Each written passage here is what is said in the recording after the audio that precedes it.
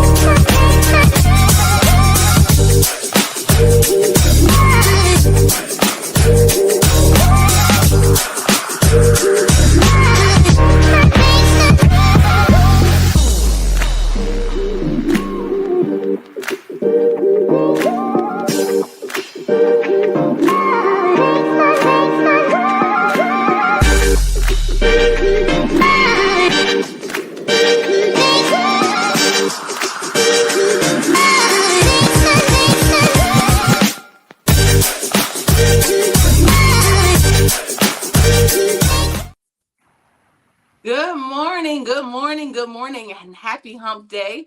Welcome to Fly Nubian Money, where we help you master your mindset and maximize your money. I am the proud producer of this show and your host for today, Tiara Williams. I'm also known as Miss Black Hollywood. So listen, today we are having a conversation. I saw an article or a video where a former high school teacher was sounding the alarm on the state of education today, especially for young Black adults. According to her, many students are struggling with basic literacy, unable to read or write at a functional level, and are highly dependent on teachers for even the simplest tasks. We'll dive into this, why it is happening, what's missing in our educational system, and the real world consequences of being undereducated. How do we, as a community, begin to fix the issues and provide the right kind of solutions for our kids' success? So I'm having this conversation. I can't have this conversation by myself. I just can't talk by myself. So I have some kings and queens with me today that will help us further this along. I have right to the I don't know if this to the left or to the right of me. I have therapist Joe Corley. I have my sister friend who's also an entrepreneur, Vanessa Gopal. No Malenga Mashali Moses, who is our marriage, motherhood, and money, Mikey. Was that right? Was that the right? Did I do it the right way? Okay, got it. All right, I'm having a conversation with everyone. Welcome, welcome, welcome, everyone. My favorite people. So let's just start this out. I think most of you are.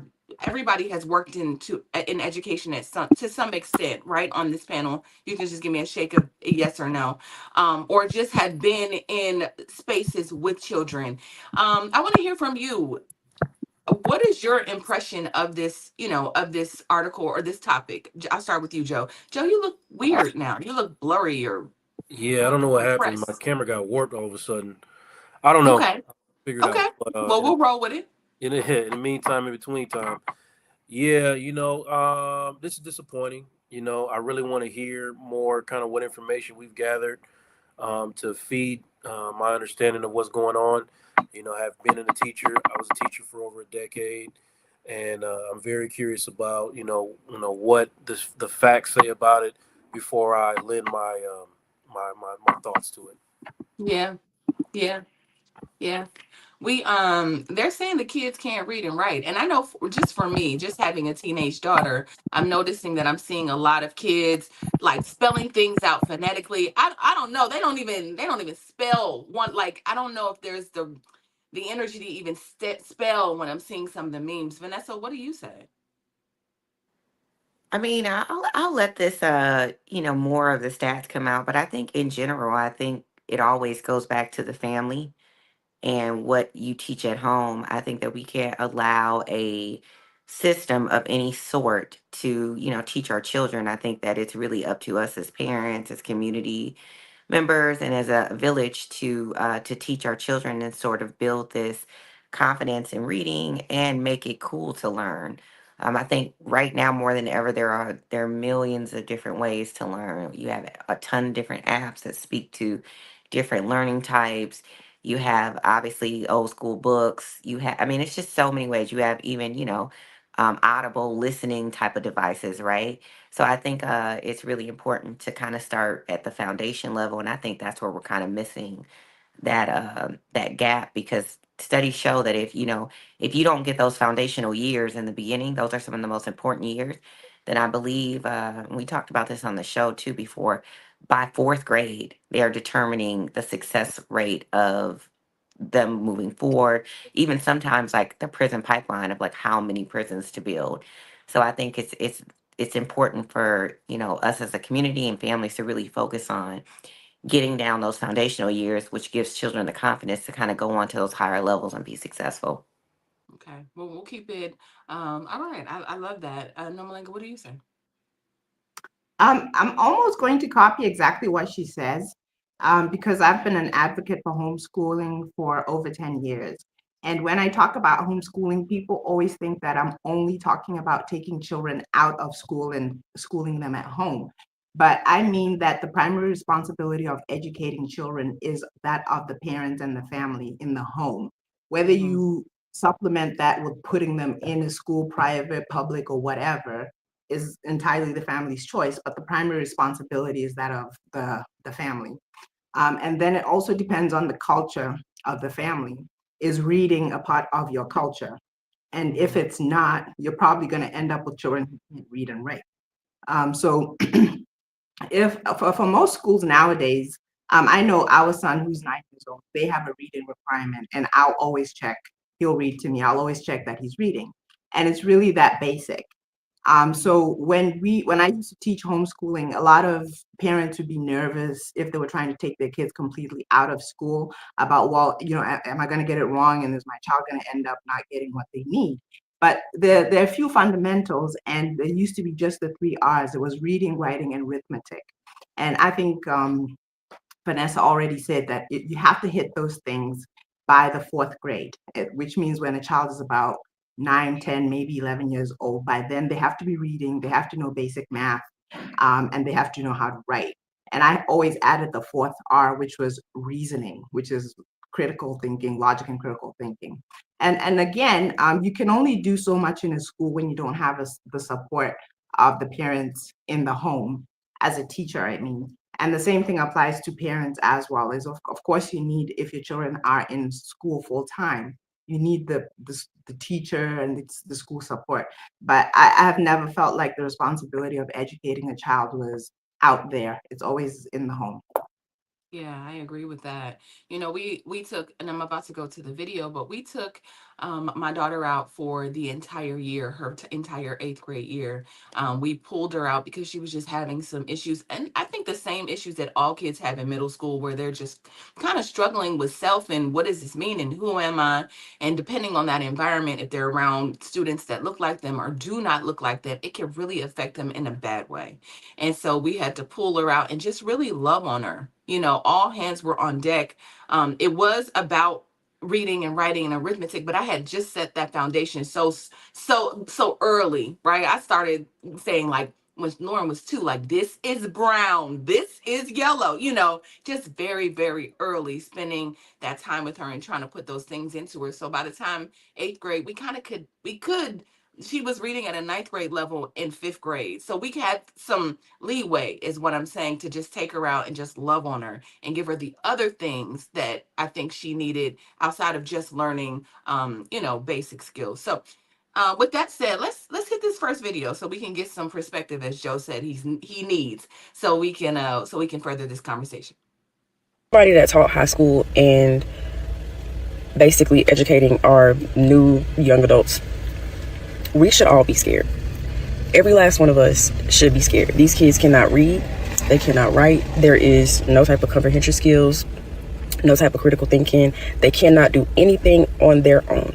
They expect everything to be taught to them. Well, I won't even say taught. They expect everything to be given to them. So in my class, we did this thing where I made them write once a week. So they would have some type of assignment where they would have to write at least a paragraph, meaning 5 sentences. 5 sentences. The amount of assignments that I got in with 1 sentence, 2 sentences, the amount of complaints I got with the whole 5 sentences, that's too much, can we do 3, isn't 3 considered a paragraph? Oh baby, we are in for a wild ride, y'all. Every assignment that I gave them, I kid y'all not, every assignment that I gave them, there was a student that came to, several students that came to my desk and asked me to walk them through the entire assignment, the whole thing. But genuinely, the truth of the matter is everybody is failing these kids. Everybody. The school board with all these different rules, they're failing these kids. The principals or admin altogether, they're failing these kids, and they're failing the teachers because they're basically telling us that we had to just pass the child along just to keep these graduation numbers up. So unfortunately, it's not these kids' faults. I mean, yeah, they're lazy, but like, what are you supposed to do when all you got to do is tell your mama, well, she failing me, and the school board is going to accommodate that parent? Like, it's crazy, y'all. We should be very scared for our new nurses, our new doctors, our new everybody. These colleges are going to have to start lowering their requirements. They're going to have to start lowering the fact, or just lowering everything, because the way that stuff is going now, the amount of kids that are going to come into these schools and they cannot read, they cannot write, they cannot do anything without AI. We should be scared. We should. Ooh, we are going to take a breather, y'all. We just going to let that process. Joe, you got that? We're going to let that process for a second. We're going to take a quick break and we'll be right back because I got to think about that. Woo! It's a good show right here. But I'm biased. If you are just tuning in, you are watching Fly Nubian Money, where we help you master your mindset and maximize your money. My name is Tiara Williams. I'm also known as Miss Black Hollywood, and I'm the proud producer of this show because it is lit. If you want to receive notifications for when we go live Monday through Friday, 1 to 2 p.m. Eastern Standard Time. All you have to do is text the word Queens to 87948. That's Queens to 87948. That's QUEENS to 87948. Also, if you want to grow your money and not blow your money, all you have to do is go to flynubianmoney.com. There's all kinds of resources, there's courses, there's free giveaways. There's just no reason to be broke in 2025. All you have to do is go to flynubianmoney.com. Obviously, you don't want to be entertained here. You want to know enough to grow. Wait, I need to put that on a shirt. You got to know to grow. Got to know to grow. So know and grow with flynubianmoney.com. All right, y'all. All right. No, Malanga is sitting now. Amen. So we've had some time to kind of process what that means. So I just want to get your reactions to the videos. I'll start with you, Joe. So it's not a coincidence. It's a consequence to, underfunded school systems, generational trauma, system neglect, all the things, right? And this doesn't surprise me. I've said many times on this show that we do not have enough talented people in education. 1, because it doesn't pay enough, and 2, because it doesn't pay enough, right? That's not where our talent is going. I told you my aunt, who is in her 80s, told me that, when she grew up in St. Louis, her school was all the teachers were Black professionals because they couldn't get jobs in the education that they were trained to do. These were doctors, lawyers, really talented people that she grew up educating her. We don't have that anymore. You literally don't even have to have a teaching certificate at this point in order to be a teacher in a lot of different states because there's such a shortage. So basically what I'm saying is they're letting anybody do it.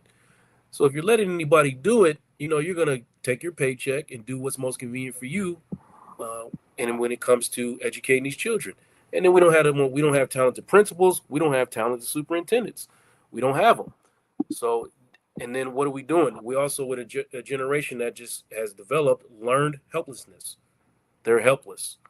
I mean, it's just what it is, right? In a lot of different ways. I mean, they can help themselves do what they want to do, but when we're talking about all these things that they're being asked to do that honestly, truly aren't even relevant to their lives, or never probably going to be relevant to their lives, we have to switch it up.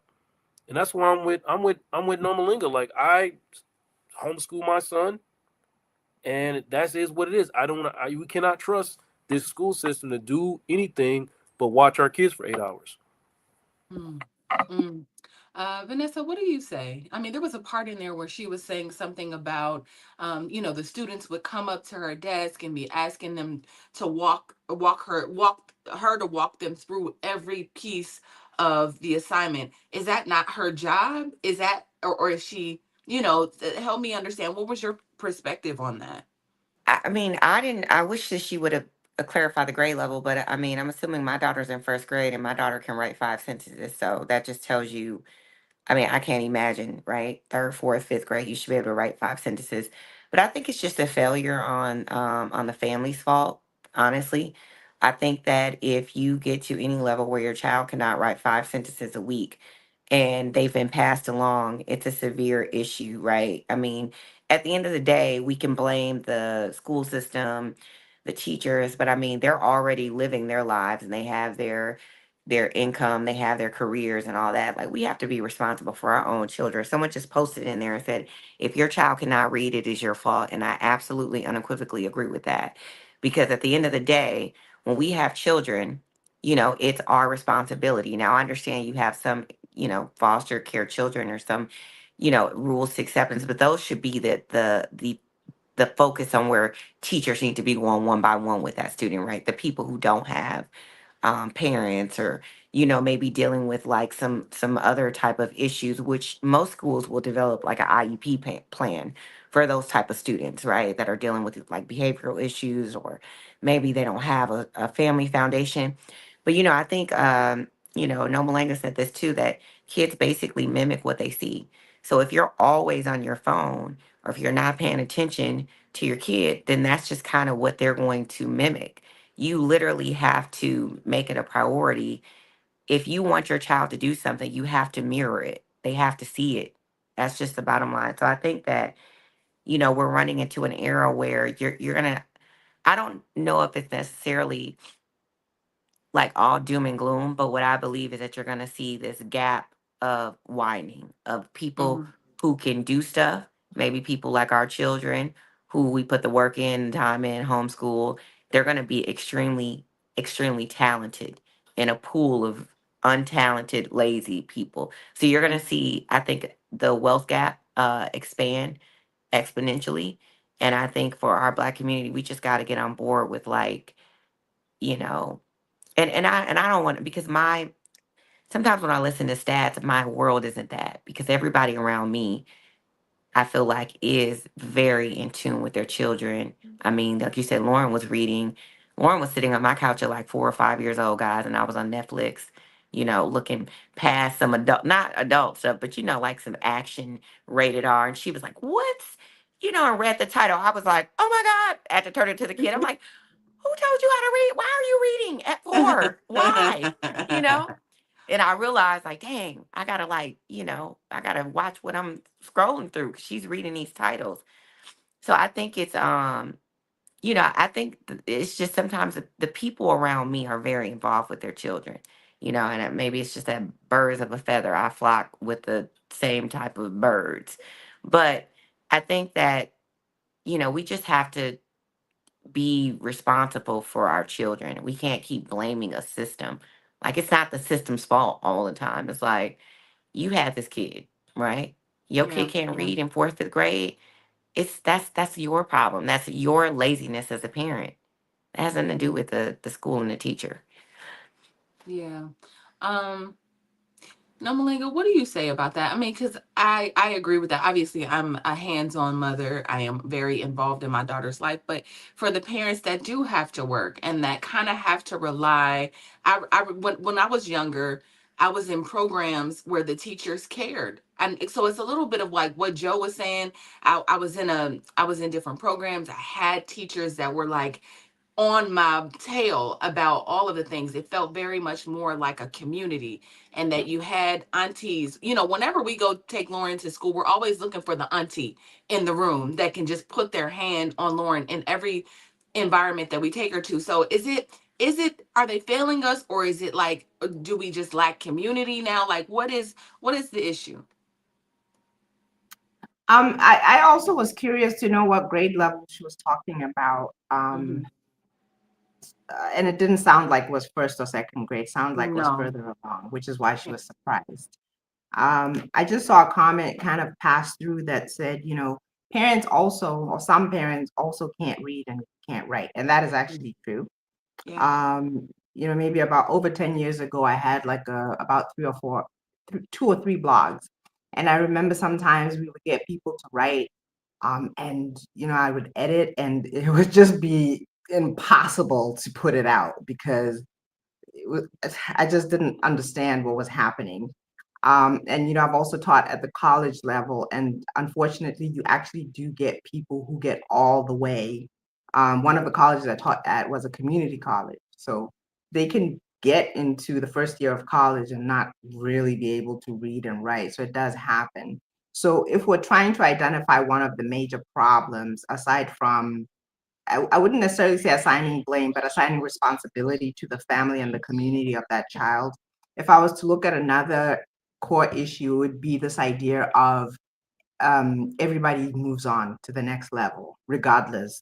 Like there's certainly no standard then. If you just finished the school year, then you're on to the next year and on to the next year, which means there's just no standard for moving on. And that also is part of that whole culture of that I've never believed in of, everybody gets a trophy, everybody won. And that's simply not true. There has to be some level of assessment, and then there has to be some standard for how well you have to do before you move on to the next level. Even in college, you can't take certain courses without taking the prerequisite, because then at that level, you won't be able to function in that classroom or in that course because you won't have the fundamental base level knowledge that you need to function. And that's what's happening. People are now reaching adult life without having the very basic fundamentals. So there is an issue with I think it's more the public school system. There is an issue with the public school system where they're just passing children from grade to grade. And again, sometimes it's just that thing of I don't want to hurt their feelings by telling them that everybody's moving on to the second grade and they have to stay in the first or whatever it is. But the fourth grade is actually very, very important. That's the point where a child should absolutely not move on. If you can't get past fourth grade, which is where you should have all your fundamentals, where you're reading and you're writing, you're doing basic arithmetic, and you should be able to reason, logic, and critical thinking. If at about 9, 10 years old, you haven't reached that level, you need to stay right there until you get it as many times as it takes, because that's what it takes. Otherwise, you're going to end up at another level struggling, and unfortunately, you're not going to do very well, whether it's school or in life. Okay, that completely makes sense to me. I want to add Just the one more factor of point. Sorry, COVID. one more Well, point. wait a Sorry. minute, wait, no more. I want to hit you after this break because I got to take a break. Okay. But I want us to process that, and then also when we come back, I want to talk about COVID's involvement and maybe what's happening with right now. So let's take a break, take a deep breath, and we'll be right back. I know you're busy, you got things to do, and you can't take us on the go with you every single day. Good news for you. We are now on Spotify. So if you can't watch us, now you can listen to us on Spotify.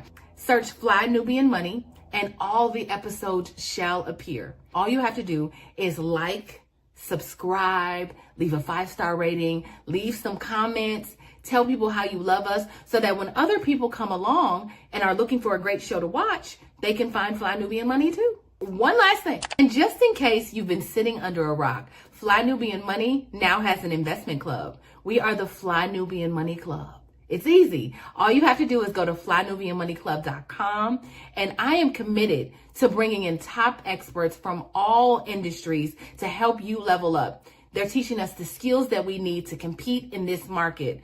We often say that nobody is coming to save us, not the government, but guess what? We're coming to save us. I'm coming to save you with the Fly Nubian Money Club. So listen, all you have to do again is go to flynubianmoneyclub.com. We have a 30-day free trial set up just for you, just for those people that are struggling. Even if you ain't struggling, you ain't got to struggle. I'm coming. Okay, let me stop playing. I'll see you soon. I'm coming for you, y'all. I'm coming for you. All right. Noelinga, I want to come right back to you. I know you had another thing to add, so I didn't want to cut you off. What were you going to say? It's okay. The last thing that I wanted to say is I'm not ready to entirely blame parents, and say that, okay, so they have the responsibility, but I'm not ready to completely blame them. I don't know if that makes sense. Like if you're gonna say a parent is lazy, there are parents who genuinely want their children to do well, but if you are a parent who can't yourself read and write, how exactly do you support and encourage a child to do something that you can't do? There are people who have very chaotic home lives. They're barely making it. They're struggling.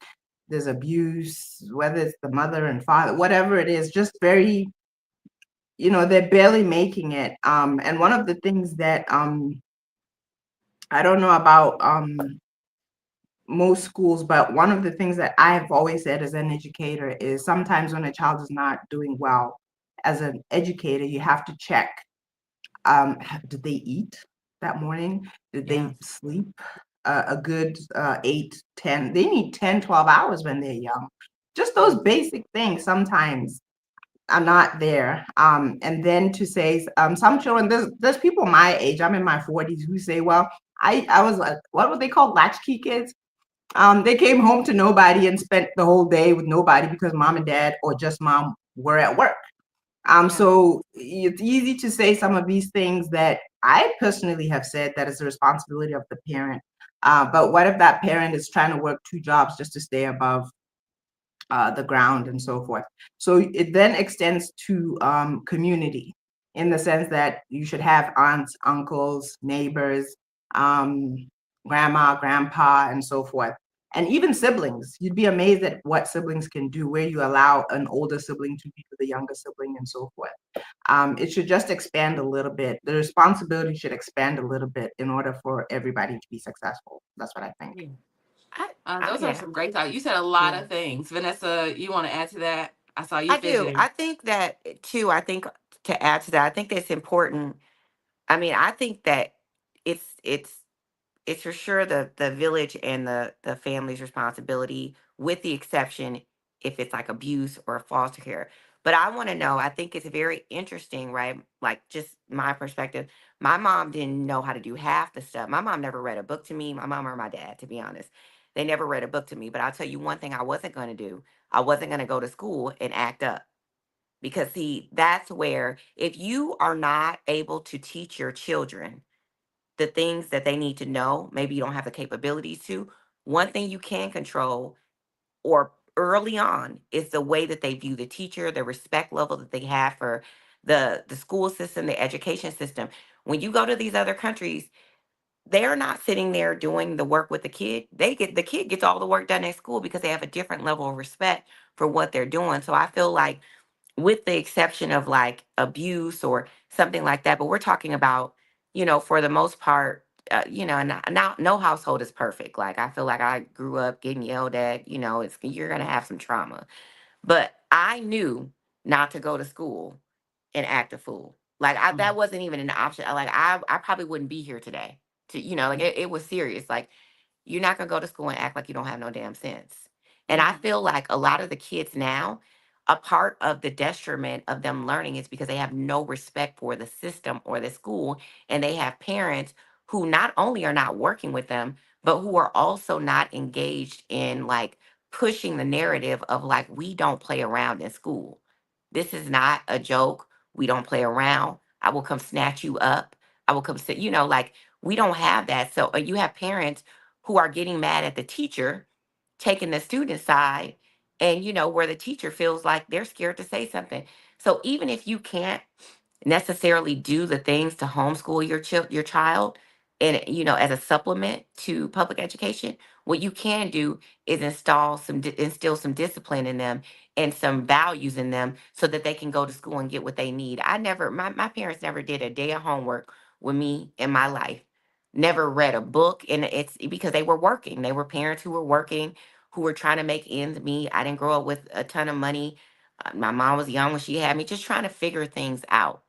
But I knew, listen, if I want to be alive tomorrow, I'm not gonna go into school and act a fool. I'm not about to embarrass my mother or my dad. I knew those were the two. That was a hard line.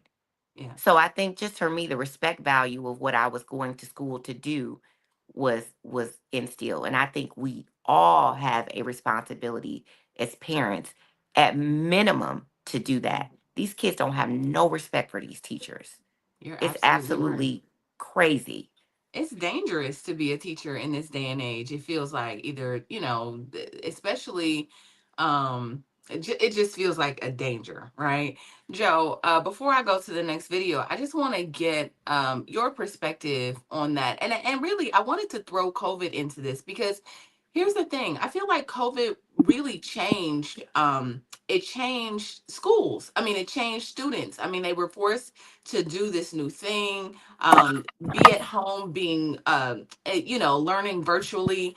And a lot of kids weren't equipped for that, and it really threw, I think, our whole system off. They were out of school. There was a lot of depression. The parents couldn't really teach the kids. It was just a lot. So do you think that that has something to do with and just really like change the trajectory of our children's education?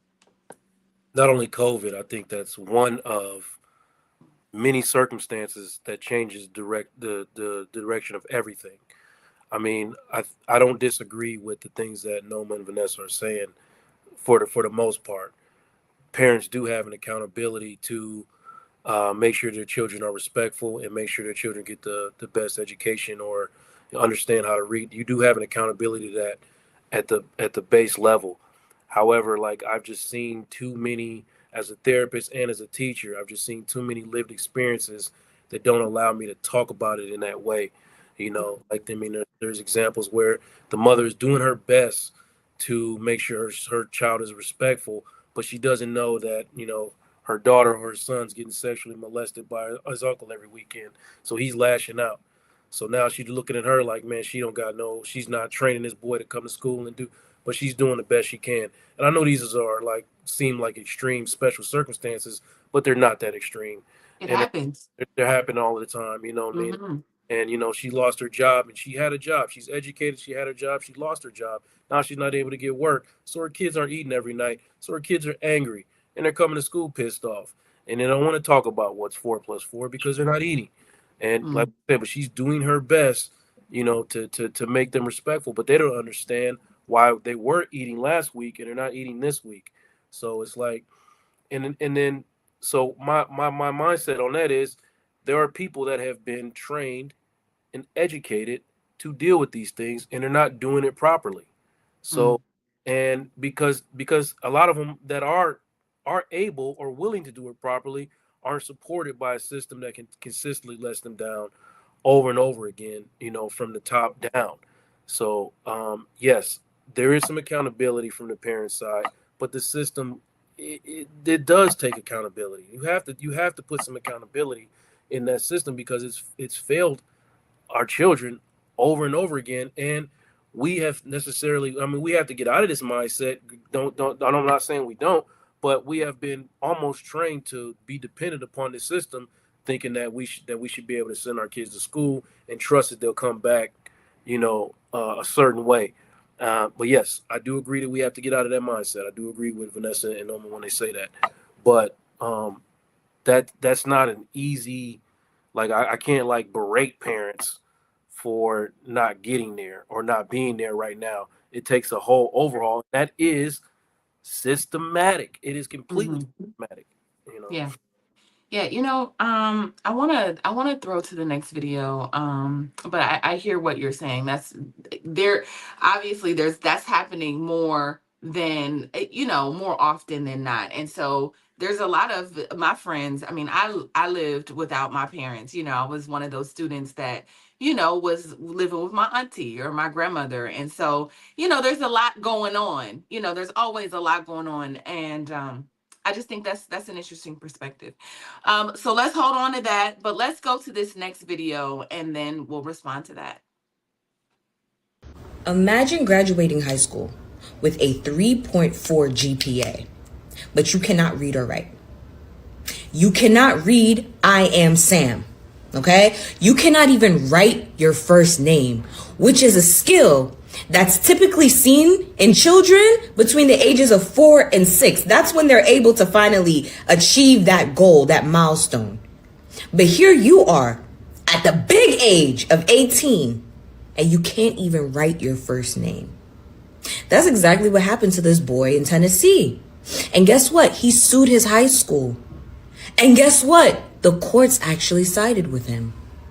So an appellate court actually sided with a Tennessee man, which in the documents is referred to as William A., who sued his former high school, graduating him without addressing his learning disability. Right? And so he's seeking damages and proper education, because imagine being 18 and you cannot read or write.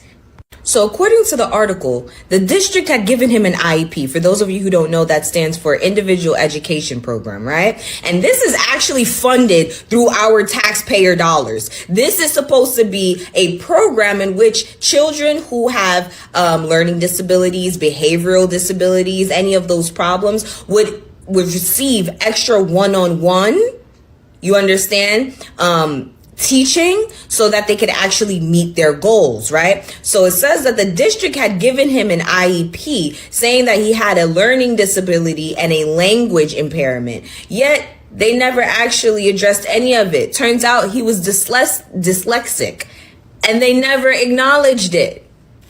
In the complaint that was put in motion by his parents, it stated that the district actually failed to make progress with the student and in fact watched him as he regressed. Turns out he was using artificial intelligence to hand in all of his work, like ChatGPT. You know what's interesting? I wonder how many students need to be diagnosed in some way. But like we've been saying, the bar is so low for teachers. Teachers are just getting paid to show up. And just being there is enough.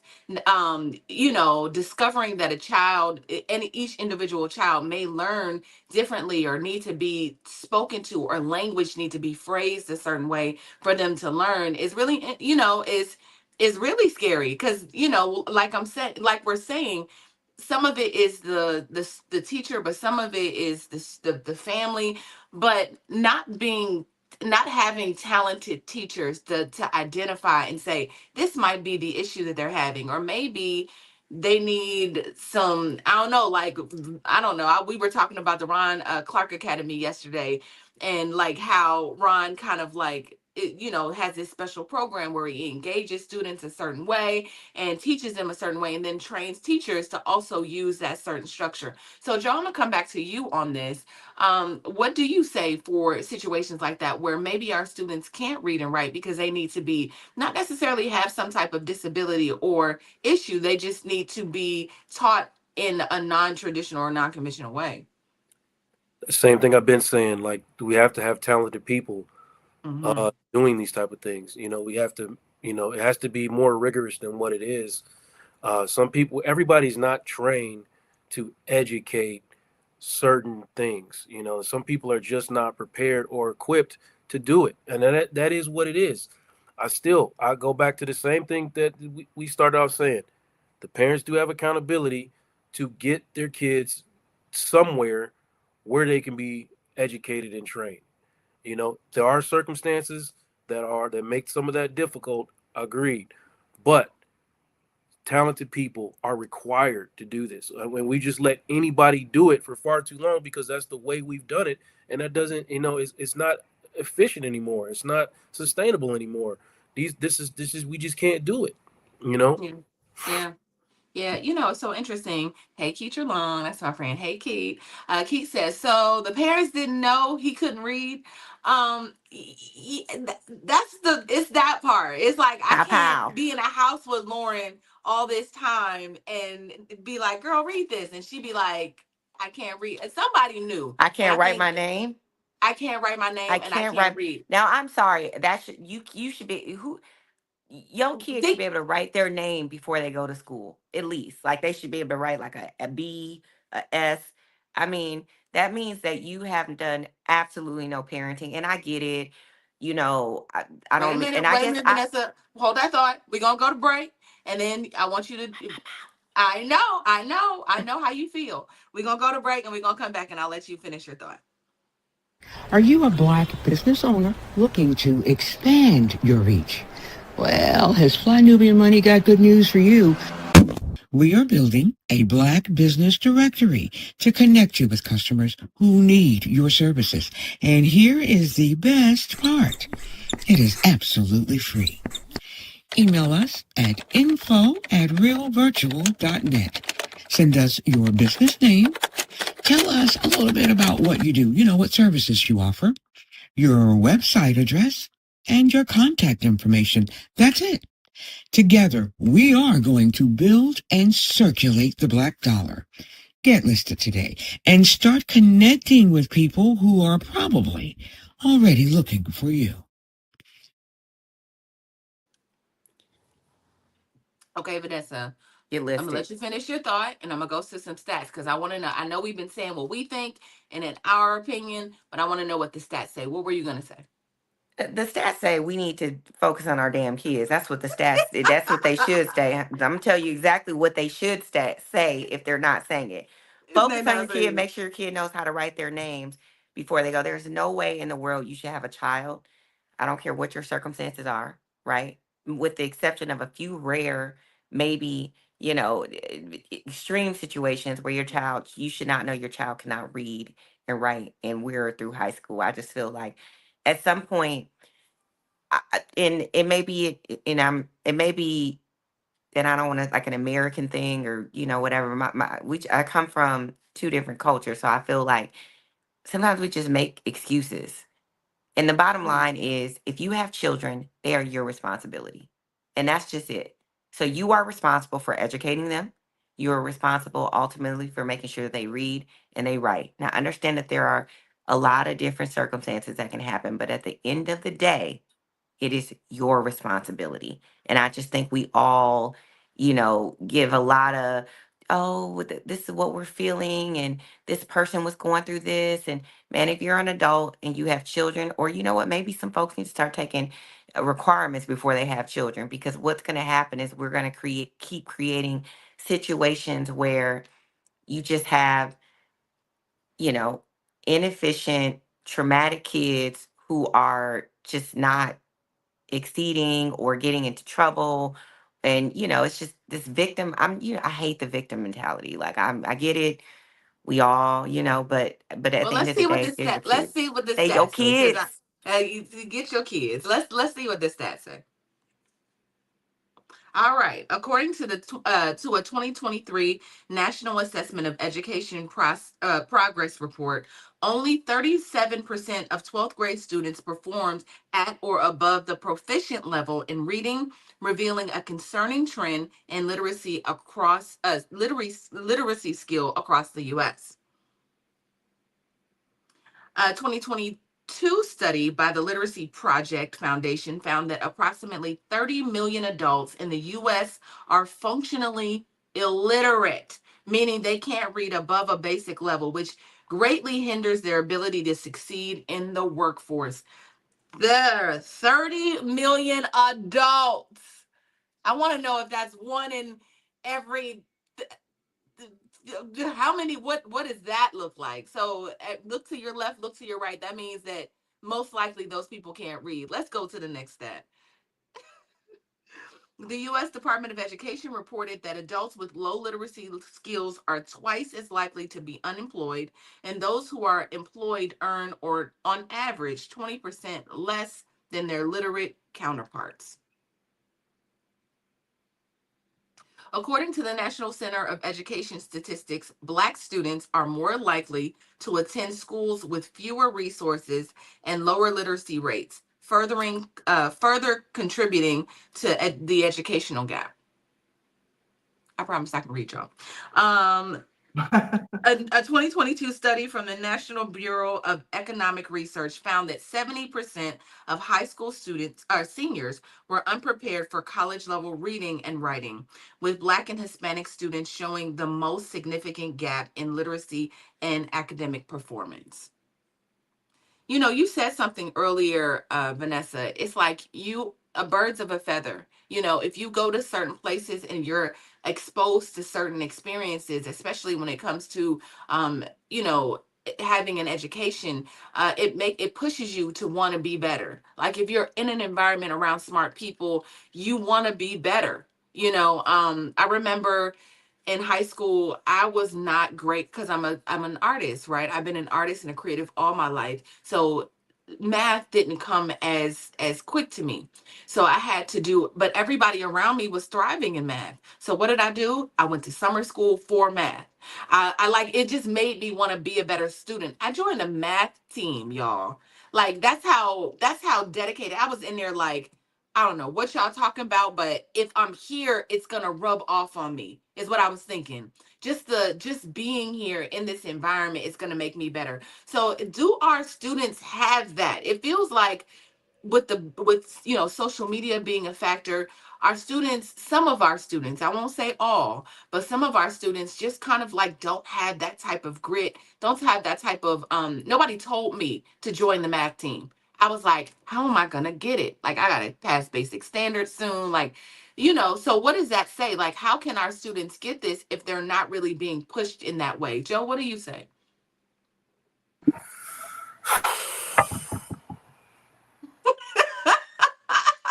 No, Malanga, what do you say? No, Joe, what do you say? No, I gotta sit on that one for a second. You gotta sit on that one. Okay, Noma, what do you say? Like, if it's not the culture right now, if the culture is to just be basic and unachieving, underachieving, like, how do you break out of that if it's not around you? Well, being Black, especially Black in America, you don't have the privilege of being basic. It was always drummed into us that when you're Black, I would say this though, I've always hated that pressure, and I don't think it should be put on children. However, I will say as a parent, you should know that you can't just be basic, you can't just float along, and you have to do your absolute best, go above and beyond just to meet the standard. Um, uh, Going back to the child who ended up 18 years old without being able to read or whatever. If a child has an IEP, it's up to also the parent to advocate for that child that that plan has to be followed or that program has to be followed, and have to check up and make sure. It's actually illegal to not honor that plan if the child is in a public school system. But I just can't imagine how the parent wasn't aware. So, we can talk until we're blue in the face, but we're never going to avoid the fact that as a parent, it's your primary responsibility to make sure that you prepare your child for adulthood, Yeah. to function in adulthood. Even if you are inadequate or whatever, just do your damn best. And if we're being honest, most parents are not doing their best. I don't know what they're doing, but they're Come not on. doing their best. Come on. Yeah, so, and I'll tell you, you mentioned COVID earlier. That's how I knew a lot of parents are not doing the best. You should have been on social media during that time. They were mad that they had to be home with their kids. A lot of people can't even stand their kids. They put them in school to have somewhere to put them so that they can get away from them. A lot of women go to work. And when you tell them, well, would you consider being a stay-at-home mom or work-at-home wife, whatever it is, they're like, no, I can't be with these children all day. They cannot stand their own children, and then they're sending them to other people to stand them all day. So, like I said, we can talk and talk and talk, but if you're a parent and you're not willing to parent, you're not willing to take responsibility, even if you have your own setbacks and what have you, you're not willing to do your absolute best. That's where one of our problems is. And I'll go back to also saying, of course, there's something wrong in the school system if we're passing failure on and then failure on and failure on until a person has failed at 18 years old. But we'll never be able to escape the fact that we're accountable. Us mothers, us fathers, we're accountable. There's just no way around it. Yeah. I'm gonna hit this last video. I'm gonna let Joe, I'm gonna let you think about it. Maybe we incorporate it into our final thoughts. But let's hit this last video and it'll be the cherry on top. Let's do it. Okay, let's talk about it real quick. Let's make it make sense. I know all last week, all over social media, you saw nothing but teachers talking about how elementary and middle school kids are reading 4 years below grade level. Well, as a high school teacher, I'm here to inform you that high school kids are doing way worse. They are reading 6 years below grade level. The only difference is a whole heap of these kids are going to graduate at the end of this school year. And we are expecting them to go to college and obtain jobs when they can not even comprehend basic skills, which is why we probably see a problem with employers finding employees. There are literally high school kids reading on a 3rd grade reading level, and still states are expecting teachers to prepare kids and have them pass state tests are on or above grade level. See, the issue is schools have dumbed it down for kids. They have made it so easy that kids believe that their only job is to show up and behave, and that should be enough to get a passing grade and to go on to the next grade level. We have a real issue here, and please do not talk to me about graduation rates, because Bugs Bunny could graduate in this era. Make it make sense. You know, what's interesting, y'all? It's like, and that's kind of my fear with AI, because I feel like the kids can hide behind AI and be passed along. I mean, you can't, I mean, until you have to actually test, then that's when the true colors will come out. But otherwise, you can kind of get through using AI tools and all of that. It doesn't force you to think. It doesn't force you, for us using it as people that have gone through the educational system and been successful, right? We see it as a real tool, a real tool. And we can use it. Sometimes I'm always like, I want to think first. Let me think first and then put my thoughts into ChatGPT, and it tell me right, what it thinks from my thoughts. But people aren't doing that. They're just saying, like, write it for me. So that is my concern. According to her, the kids, I mean, everybody is behind, right? 30 million people are 30 million adults are illiterate, right? So I'm just considering all of those things. If the parents are illiterate and the students are illiterate, like, what does that really mean for us, for our future, right? What does that mean? How you know in China, they're introducing their children to AI as, like, learning AI at 6 years old, right? 6 years old, but, like, not as a way to pass along, but actually learning and as a way to, like, take over, right? And education is just pushed in a way that's like, y'all not about to watch the internet. Y'all not, TikTok is banned. Y'all gonna get into these books. So I wonder how we'll be able to compete in 20 years.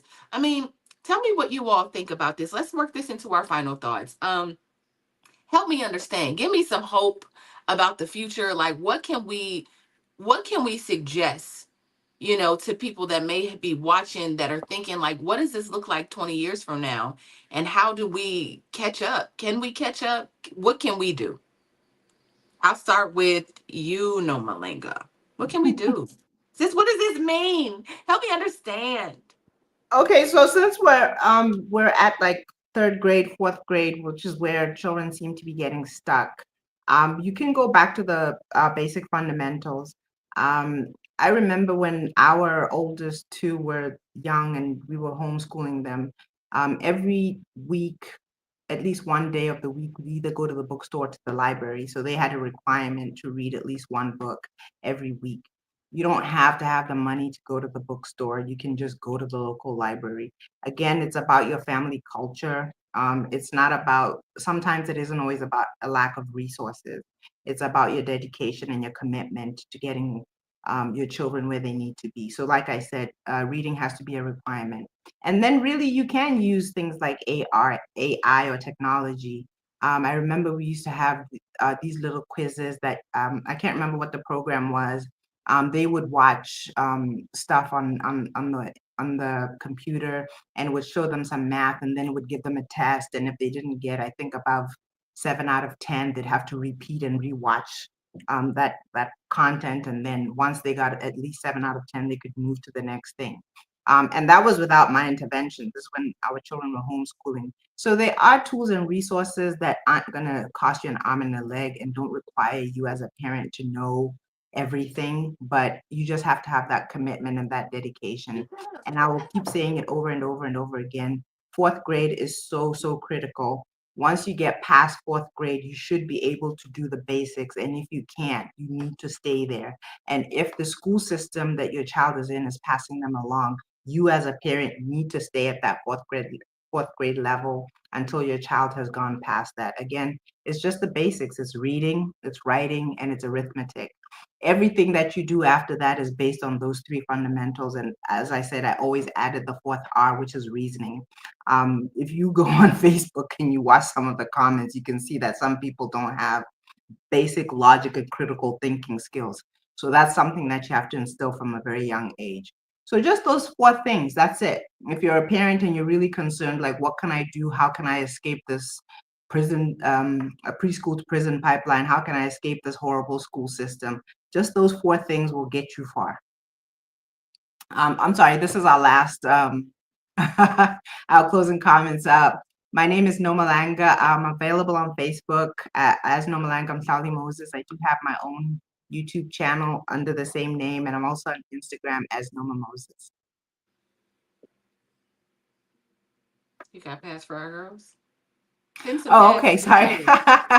Actually, yeah, we actually do have a campaign this week. Thank you for bringing that up, Tia. We do have a campaign this week. This weekend, we're visiting one of the girls' shelters.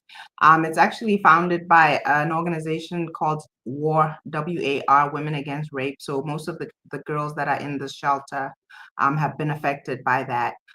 So we have about, I think, maybe 10 girls in there. We're collecting, obviously, sanitary pads. We're taking donations. And because it's winter in Botswana, we're also trying to get them warm pajamas, coats, tracksuits, whatever you can name. So our donations would really go a long way. And if you'd like to donate, it's at padsforourgirls.com. And the smallest amount counts, and it goes a long way. Amazing. All right, Joe, what do you say, sir? You know, every parent isn't doing their best. We can agree on that. Every parent does have accountability to their child. We can agree on that. But the ones that don't, that are not doing their best, and the ones that are not taking accountability, then what? Like, what do we? Is that where we stop with their kids and just? So there is a there's a truth to be held there, and some honesty, and there's some plenty of judgment to go around. But I mean, some of these same parents were failed by the same system that is failing their children now, and I cannot ignore that. So we can hold families accountable, and we can, but while still like paying attention to the fact that the system is failing them, and that's not a mentality. I don't think we can label that a victim mentality. I think it's just a reality in part, and we have to accept that that is a reality, and still hold people accountable. Like, two things can be true in that. And in our communities, we know we continue to heal, and we got a lot to work to do to heal, and what we must do. So we can read to our children, we can show up for school events, we can mentor, we just be present. And for the struggling parents, we can be present for them too. And those small acts of care, that's the mentality shift that we got to have as a community. Because some of our parents are failing their kids, but we can't just ignore their kids because it's their responsibility to take care of their kids. We just can't ignore them. We have to get back in there and do what we can for the long-term vision of our community, so we can grow stronger. I mean, we have we all have a sense of accountability to our community, not just beyond our own children. Whether some people accept that or not, but if we're going to get to a better space, or complain about it, we better show up. We better show up. It's a collective. So that's all I'm saying. Our kids are watching, and I'm going to do my part. I'm not going to judge anybody for not showing up to do their part, but I'm going to do my part. If you're not holding up your end of the bargain as a parent, and if I have any say in it, I'm going to step in and do what I can. And that's just what it is. And I'm still gonna hold you accountable to show up and do what the hell you're supposed to do for your own child. You're supposed to be present for your child, 100%. And I'm gonna tell you that, but I'm still gonna help your child. And you can find me at realuconsulting.com. All the links to my socials is on there. We doing, vulnerabilities and new sexy on Tuesday nights. Please go and subscribe. You know what I mean? Show up and expand that conversation in any way that you can. I love input from all different directions. And that's all I got for today. Yeah. All right. All right. Great. Vanessa. I'm just gonna wrap it up to say, listen, y'all, get y'all damn kids. Get y'all damn kids together, because it is literally when you are allowing your children to not read, to not write, to not compete in this global economy, you are literally failing them. You are literally putting them in poverty. You are literally destroying their lives. Like, if there is one way that you want to destroy your kids' life, it's by not investing and make sure that they have the basic skills necessary to compete as an adult in this world. There are so many free resources. If you have younger children, download Khan Academy. A lot of these schools have like a Zern for like math, that's Zearn. They already have subscriptions. My daughter is doing some of the programs that her school already subscribes to for free. So there's no reason why your child should be sitting up on social media or YouTube. These kids got iPads, they got phones. Take them iPads and phones, limit the time, or at least put restriction on it so that the only thing that they can do is the apps. If you're not going to sit down and read with them, if you don't have the time to read with them, get some of these educational apps and say, if you want to be on your iPad, if you want to be on your phone, you got to do these apps. And there are tons of free apps. We're talking about AI. Go on AI, ChatGPT, Google free educational apps for kids this age, and they will all pop up. Take a quick brief look at them and download them. We have so much information that we can no longer blame other people for our children not learning, even if you are not directly sitting down with them.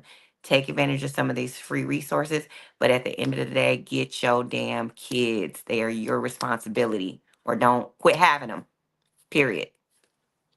Get your kids. My final thought is this, just as a mother who has went through all the things, right, with my daughter, we have struggled through certain subjects. When I first had her, I was like, I want her to know how to read. I want her to know how to, in second grade, I was trying to prepare her for college, right? Or I'm sorry, and when she was 2 or 3, I was trying to prepare her for high school, I guess, in my mind, thinking like she has to, it was a burden that was in me. Like, it was something that I wanted to make sure that she was prepared. In my mind, I was thinking just for kindergarten. But when we got to kindergarten, it was like, oh, she could read like a third grader. I was like, yes, but not knowing that, just trying to pour as much as I can in her. And to this day, I still want to pour as much now that we're out of school, I was like, you know what, Lauren, I want to read a couple books I want you to read a couple books this summer. I want you to read The Artist's Way, since, she's about to go to a performing arts school, just trying to like prepare her even for her artistry, understanding that like she wants to go to Broadway. We got to prepare you for Broadway. Let's read books. Let's watch videos. Let's look at how people used to train to get where they want to go. Right. It's just, you just have to really care, I would say, about your child. And Noma says something like, most people can't even stand their kids, but you got to look at them and see yourself. I see myself in her. I'm like, dang, when I was 14, I wish I would have had all of this, like in terms of just parents that were just watching, like, oh, Lauren can make a move. And I'd be like, ooh, is she interested in this? Ooh, she might be interested in that. You just got to be watching your children, seeing what their interests are, and just finding free resources. Like Vanessa said, you can go to ChatGPT and it'll give you a list of things of whatever their interests are. Find free resources for them. And so I think that's so important. I love this conversation that we've had today, ladies. And Joe, thank you for coming. I know he had to go and counsel somebody. But, I just think that this conversation is so important because we are so behind. I mean, mind blowing. 30 million adults are functionally literate, right? That opened my mind to know that like most of the people walking around, can't read and write, right? So you wondering why sometimes you having issues with people they can't even read, right? Like that. I'm like, you having issues with people's other parents that just can't read and really don't have skills. Anyway, I'm thinking about sometimes when you're sending your kids, and you are sending your kids to school with these other kids like that have parents who can't read and have children who are just like, it's a Get your struggle, y'all. kids. Get your kids. Okay. Get your My kids. name is Tiara Williams. I'm also known as Miss Black Hollywood. And I would just say, if you are an adult that is struggling, maybe you are having issues. I don't have a reading program, but I do have the Fly Nubian Money Club. And we can help you get your skills together, skills that you may need to compete in this market. And maybe, just being in the environment with other overachieving Black people can rub off on you and make you an overachiever, make you, think about like going back to school or doing something great for you. So I encourage that. Go to flynubianmoneyclub.com. Also, my birthday is this Saturday, June 7th, all day long. I'm just telling people, like, listen, if you care about me and you watch the show and you consider us family, and would love to buy me, something like a gift. Uh-oh. Might have been cut off. Wait a minute. T? Can't hear you. The mic is off now. Okay, so No, I she guess went. it's up to us to close us out.